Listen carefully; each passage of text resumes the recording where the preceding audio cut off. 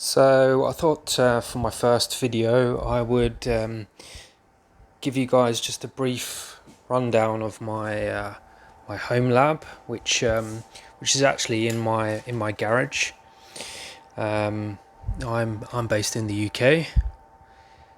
So top to bottom, this up here is just a homemade fan which draws air into the rack.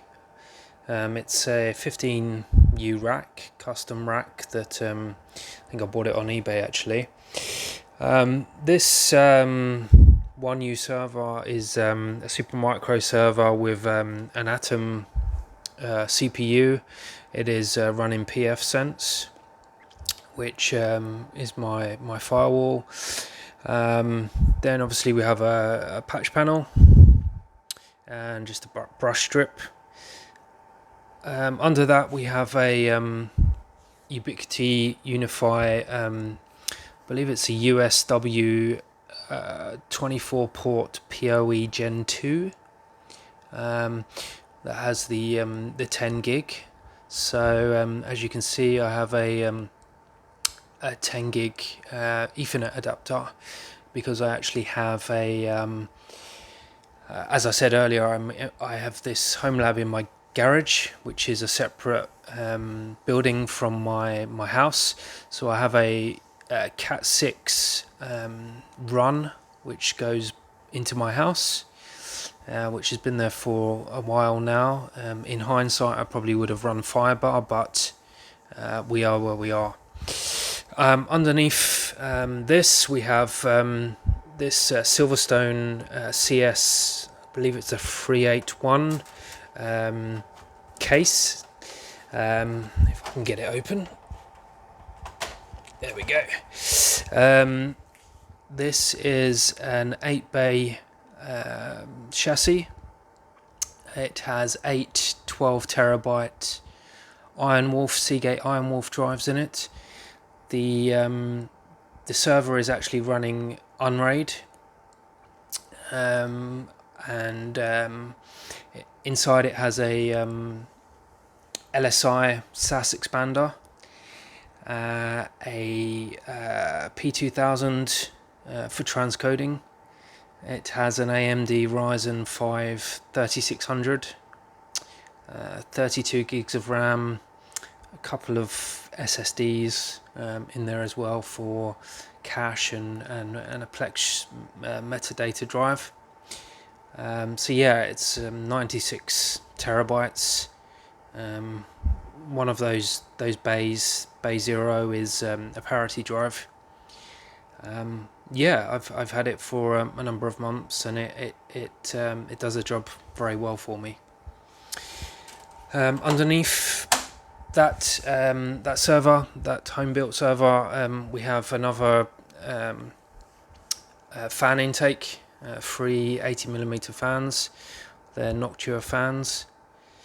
And then right at the bottom I have an Eaton UPS. It's the 5P650, I believe.